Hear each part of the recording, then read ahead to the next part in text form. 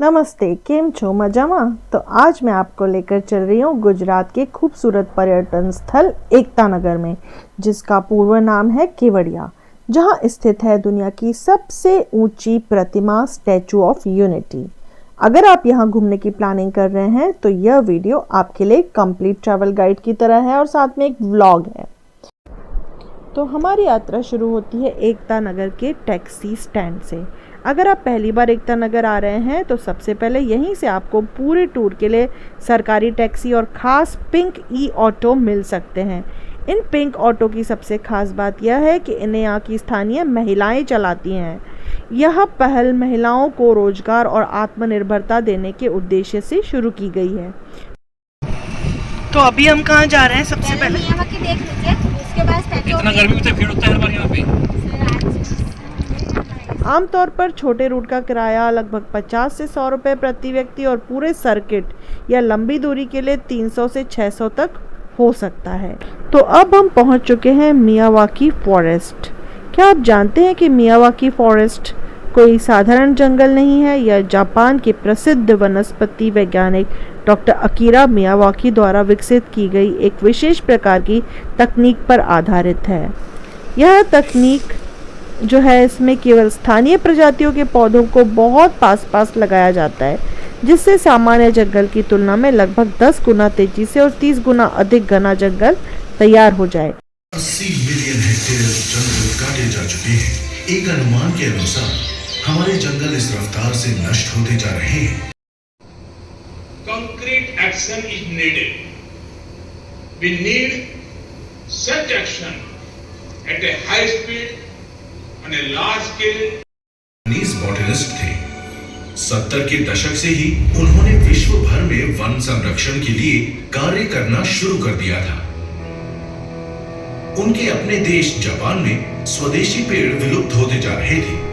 Miyawaki forest की सैर के दौरान एक खास आकर्षण है यहाँ का लगभग 5 मिनट का ऑडियो विजुअल शो। यह शो छोटा लेकिन बेहद प्रभावशाली शो है।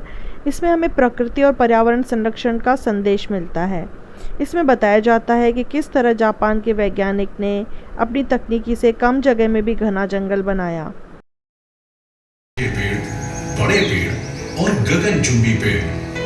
मियावाकी फॉरेस्ट के बीचों बीच एक खूबसूरत छोटा सा तालाब भी बनाया गया है, जो इस पूरे जंगल की प्राकृतिक सुंदरता को और भी बढ़ा देता है। साफ पानी, चारों ओर फैली हरियाली और शांत वातावरण यहाँ आने वाले हर पर्यटक को कुछ पल ठहरकर प्रकृति का आनंद लेने के लिए प्रेरित करता है।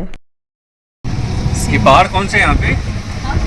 क्या नाम है इन पहाड़ों का? सामने वाला जो है ना, वो सातपुरा है। सतपुड़ा को बोलते हैं।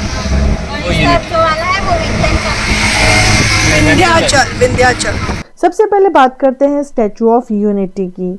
यह प्रतिमा भारत के लौह पुरुष सरदार वल्लभ भाई पटेल को समर्पित है, जिन्होंने आज़ादी के बाद 560 से अधिक रियासतों को एकजुट करके भारत को अखंड राष्ट्र बनाया।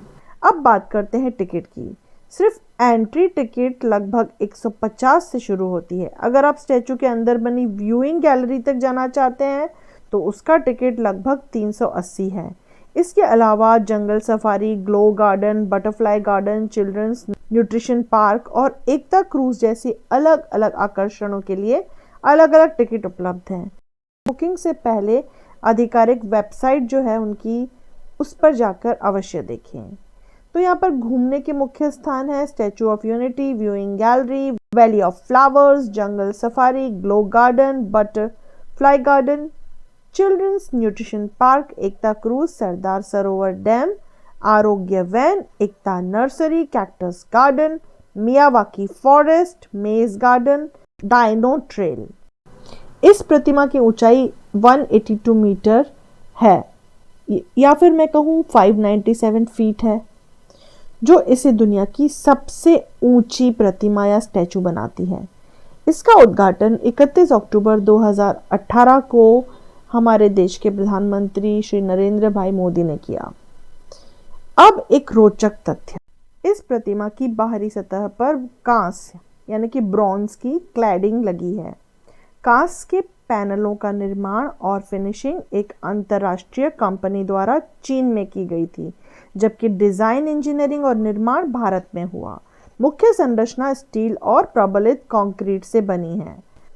अगर आप शाम तक रुकते हैं तो यहाँ का प्रोजेक्शन मैपिंग लेज़र शो और सरदार सरोवर डैम लाइट शो भी काफ़ी प्रसिद्ध है। हालांकि हम क्योंकि रात तक यहाँ पे रुके नहीं तो ये शो मैं इस बार तो नहीं देख पाई। देखती हूँ अगर हुआ तो अगले बार बच्चों के साथ फिर से आऊँगी और देखूँगी। जब आप ऊपर से नीचे का नज़ारा देखते हैं ना तो नर्मदा नदी, आसपास पहाड़ और उसके अलावा चारों तरफ फैली हरियाली जो है वो इस ब्यूटीफुल व्यू को और ब्यूटीफुल बनाती है। यह है यूनिटी ग्लो गार्डन, जिसका असली मज़ा रात में है। हम तो रात तक यहाँ रुके नहीं तो हम गए यहाँ से इसी के बाजू में बने हुए वैली ऑफ फ्लावर गार्डन में। रंग बिरंगे फूलों, खूबसूरत लैंडस्केप और साफ़ सुथरे वातावरण के बीच टहलना अपने आप में एक अलग ही अनुभव है।